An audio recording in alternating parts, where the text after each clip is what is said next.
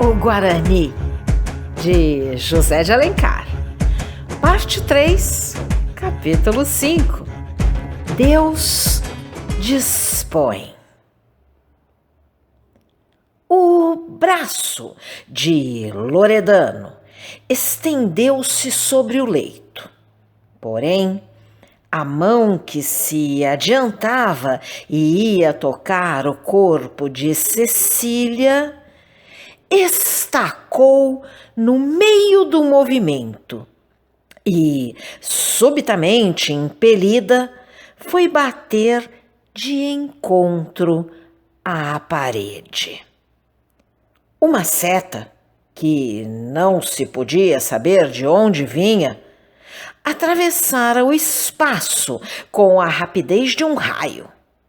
E antes que se ouvisse o sibilo forte e agudo, pregara a mão do italiano ao muro do aposento. O aventureiro vacilou e abateu-se por detrás da cama.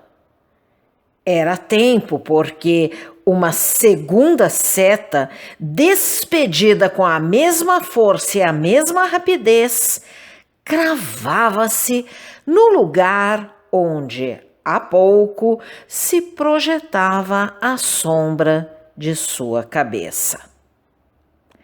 Passou-se então ao redor da inocente menina, adormecida na isenção de sua alma pura, uma cena horrível, porém silenciosa.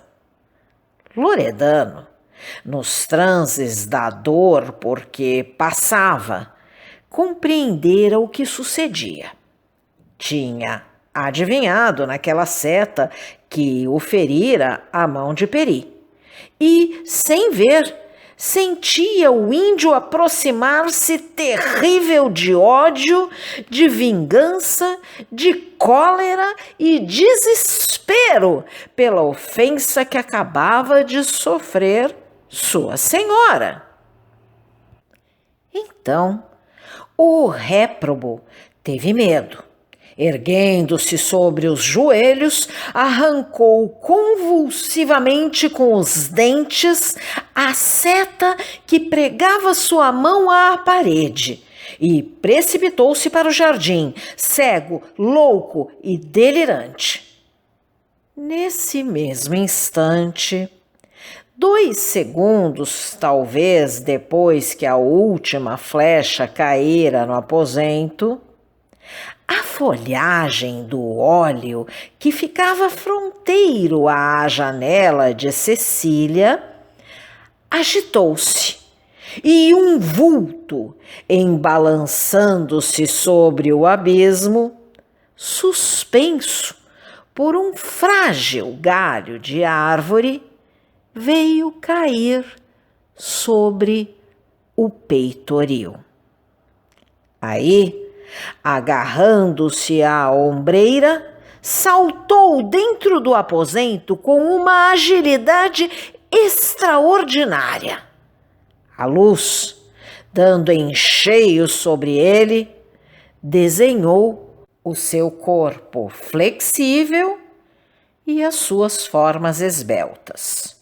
Era Peri. O índio avançou-se para o leito e, vendo sua senhora salva, respirou. Com efeito, a menina, meio despertada pelo rumor da fugida de Loredano, voltara-se do outro lado e continuara o sono forte e reparador, como é sempre o sono da juventude e da inocência. Peri quis seguir o italiano e matá-lo, como já tinha feito aos seus 2 cúmplices. Mas resolveu não deixar a menina exposta a um novo insulto, como o que acabava de sofrer, e tratou antes de velar sobre sua segurança e sossego. O primeiro cuidado do índio foi apagar a vela. Depois, fechando os olhos, aproximou-se do leito e, com uma delicadeza extrema, puxou a colcha de damasco azul até o colo da menina. Parecia-lhe uma profanação que seus olhos admirassem as graças e os encantos que o pudor de Cecília trazia sempre vendados. Pensava que o homem que uma vez tivesse visto tanta beleza nunca mais devia ver a luz do dia. Depois desse primeiro desvelo, o índio restabeleceu a ordem no aposento. Deitou a roupa na cômoda, fechou a gelosia e as abas da janela, lavou as nódoas de sangue que ficaram impressas na parede e no soalho, e tudo isto com tanta solicitude, tão sutilmente, que não perturbou o sono da menina. Quando acabou o seu trabalho, aproximou-se de novo do leito e, à luz frouxa da lamparina, contemplou as feições mimosas e encantadoras de Cecília. Estava tão alegre, tão satisfeito de ter chegado a tempo de salvá-la de uma ofensa e talvez de um crime. Era tão feliz de vê-la tranquila e risonha, sem ter sofrido o menor susto, o mais leve abalo, que sentiu a necessidade de exprimir-lhe, por algum modo, a sua ventura.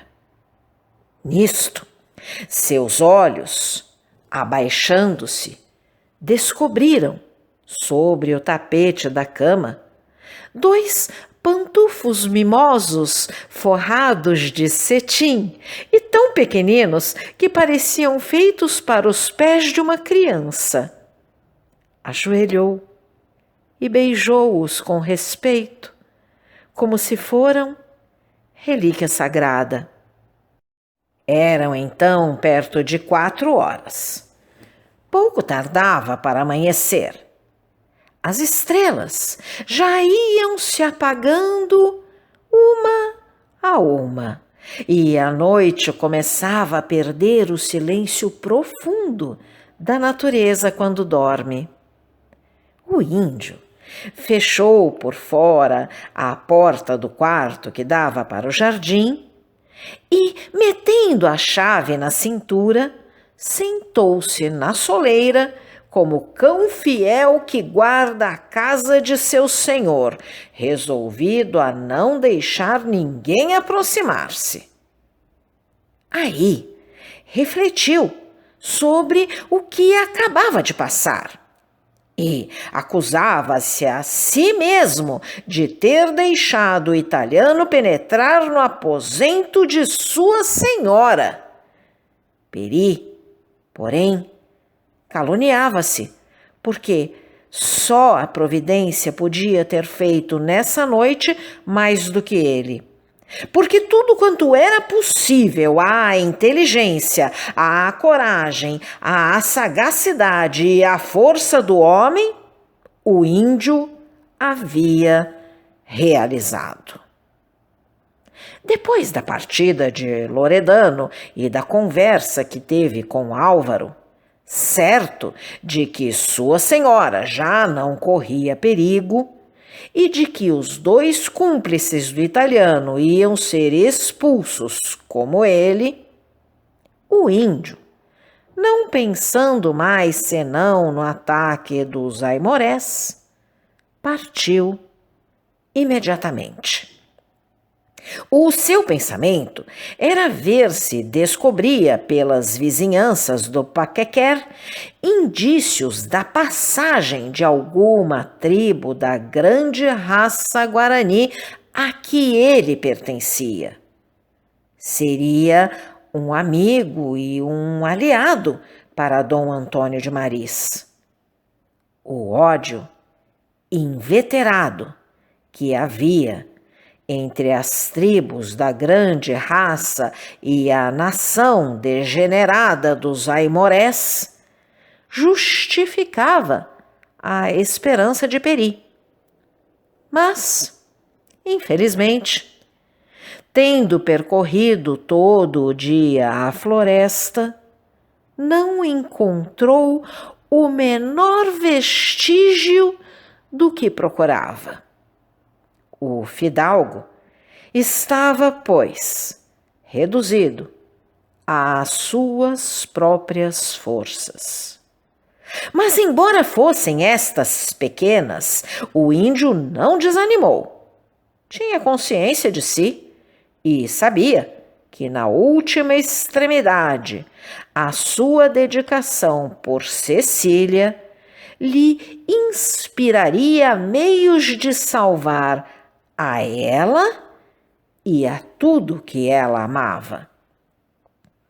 Voltou à casa já à noite fechada. Foi ter com Álvaro. Perguntou-lhe o que era feito dos dois aventureiros. O cavalheiro disse-lhe que Dom Antônio de Maris recusara crer na acusação. De fato, o fidalgo leal, habituado ao respeito e à fidelidade de seus homens, não admitia que se concebesse uma suspeita sem provas. Entretanto, como a palavra de Peri tinha para ele toda a valia, ficara de ouvir de sua boca a narração do que presenciara, para conhecer o peso que devia dar a semelhante acusação. Peri retirou-se inquieto e arrependido de não ter persistido no seu primeiro projeto. Enquanto esses dois homens, que ele supunha já expulsos, estivessem ali, sabia que um perigo pairava sobre a casa. Assim, resolveu não dormir. Tomou o seu arco e sentou-se na porta de sua cabana. Apesar de possuir a clavina que lhe dera Dom Antônio, o arco era a arma favorita de Peri. Não demandava tempo para carregar. Não fazia o menor estrépito. Lançava quase instantaneamente 2, 3 tiros. E a sua flecha era tão terrível e tão certeira como a bala. Passado muito tempo, o índio ouviu cantar uma coruja do lado da escada. Esse canto causou-lhe estranheza por 2 razões.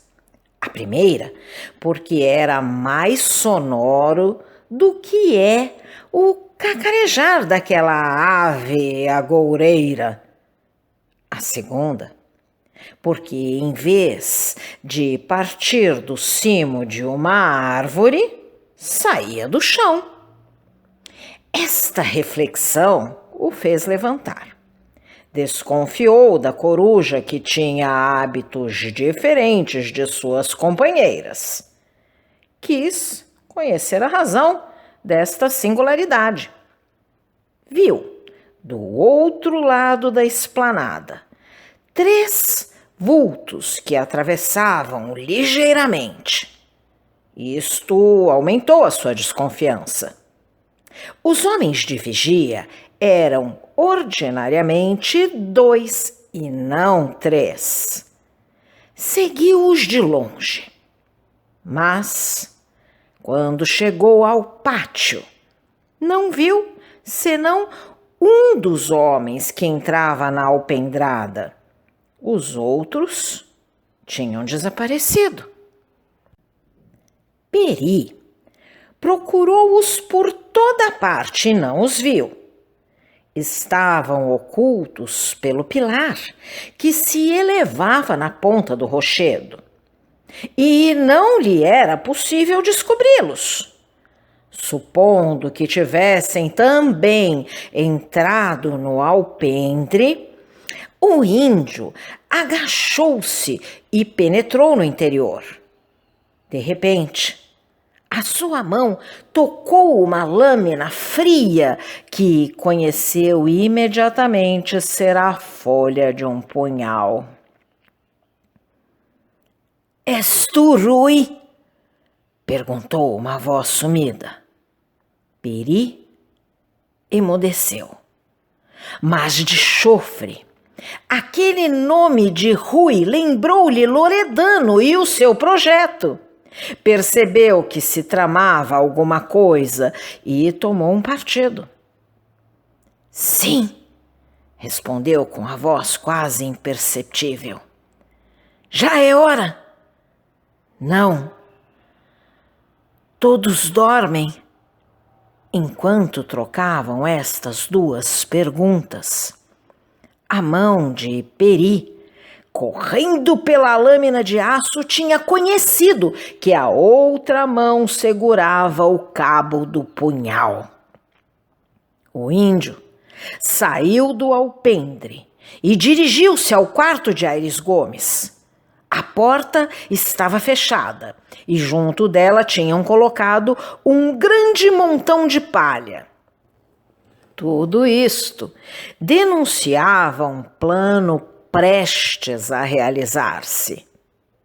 Peri compreendia e tinha medo de já não ser tempo para destruir a obra dos inimigos. Que fazia aquele homem deitado que fingia dormir e que tinha o punhal desembainhado na mão, como se estivesse pronto a ferir? Que significava aquela pergunta da hora e aquele aviso de que todos dormiam? Que queria dizer a palha encostada à porta do escudeiro? Não restava dúvida. Havia ali homens que esperavam um sinal para matarem seus companheiros adormecidos e deitarem fogo à casa.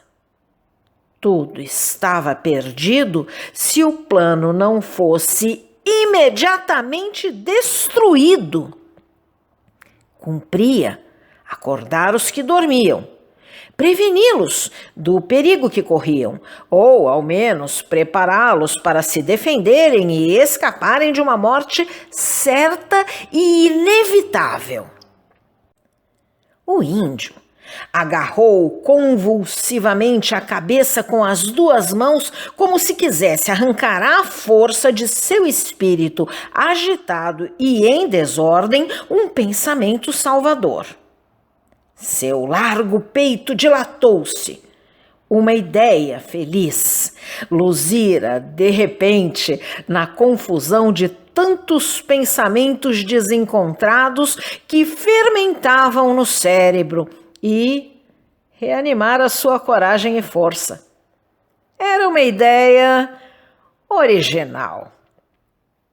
Peri lembrara-se que o alpendre estava cheio de grandes talhas e vasos enormes contendo água potável, vinhos fermentados, licores selvagens, de que os aventureiros faziam sempre uma ampla provisão. Correu de novo ao saguão e, encontrando a primeira talha, tirou a torneira. O líquido começou a derramar-se pelo chão. Ia passar à segunda quando a voz que já lhe tinha falado soou de novo. Baixa, mas ameaçadora. "Quem vai lá?" Peri compreendeu que a sua ideia ia ficar sem efeito e talvez não servisse senão de apressar o que ele queria evitar. Não hesitou, pois, e quando o aventureiro que falava erguia-se, sentiu duas tenazes vivas que caíam sobre o seu pescoço e o estrangulavam como uma golilha de ferro antes que pudesse soltar um grito. O índio deitou o corpo hirto sobre o chão sem fazer o menor rumor e consumou a sua obra. Todas as talhas do alpendre esvaziaram-se a pouco e pouco e inundavam o chão. Dentro de um segundo, a frialdade acordaria todos os homens adormecidos e os obrigaria a sair do alpendre. Era o que Peri esperava. Livre do maior perigo, o índio rodeou a casa para ver se tudo estava em sossego e teve então ocasião de notar que, por todo o edifício, tinham disposto feixes de palha para atear um incêndio. Peri, inutilizando estes preparativos, chegou ao canto da casa que ficava defronte de sua cabana. Parecia procurar alguém. Aí ouviu a respiração ofegante de um homem cosido com a parede junto do jardim de Cecília. O índio tirou a sua faca. A noite estava tão escura que era impossível descobrir a menor sombra, o menor vulto entre as trevas. Mas ele conheceu Rui Soeiro. Peri tinha o ouvido sutil e delicado e o faro do selvagem que dispensa a vista. O som da respiração servia-lhe de alvo.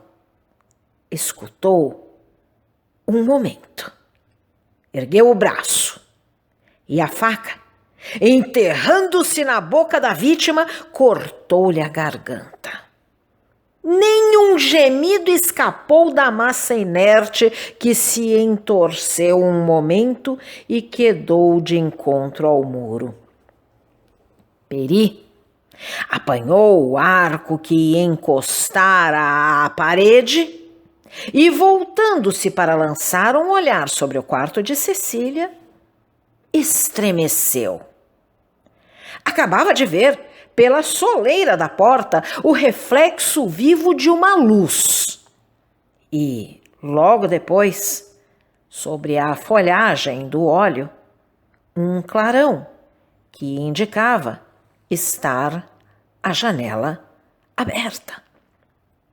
Ergueu os braços com um desespero e uma angústia inexprimível. Estava a 2 passos de sua senhora e, entretanto, um muro e uma porta o separavam dela, que talvez, àquela hora, corria um perigo iminente. Que ia fazer? Precipitar-se de encontro a essa porta, quebrá-la, espedaçá-la? Mas podia aquela luz não significar coisa alguma e a janela ter sido aberta por Cecília.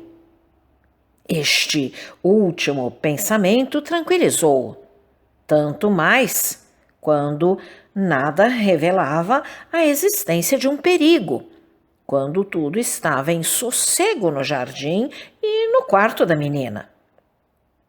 Lançou-se para a cabana e, segurando-se às folhas da palmeira, galgou o ramo do óleo e aproximou-se para ver por que sua senhora estava acordada àquela hora.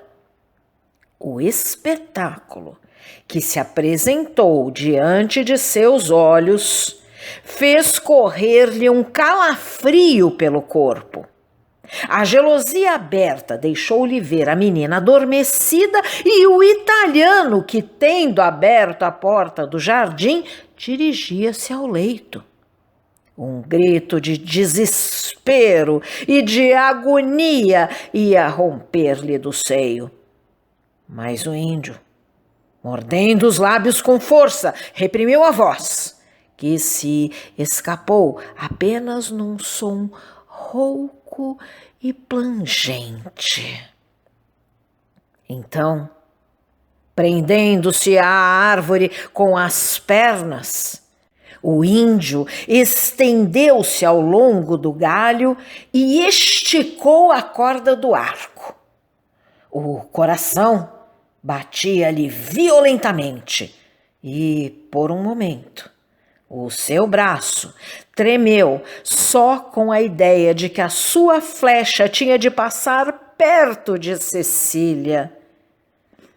Quando, porém, a mão do italiano se adiantou e ia tocar o corpo da menina, não pensou, não viu mais nada senão esses dedos prestes a mancharem com o seu contato o corpo de sua senhora. Não se lembrou senão dessa horrível profanação. A flecha partiu rápida, pronta e veloz como o seu pensamento. A mão do italiano estava pregada ao muro. Foi só então que Peri refletiu que teria sido mais acertado ferir essa mão na fonte da vida que a animava, fulminar o corpo a que pertencia esse braço. A segunda seta partiu sobre a primeira. E o italiano teria deixado de existir se a dor não o obrigara a curvar-se. Se você gostou desse áudio, deixe seu like, compartilhe, deixe também seu comentário e se inscreva no canal, ativando o sininho para ser avisado dos próximos vídeos.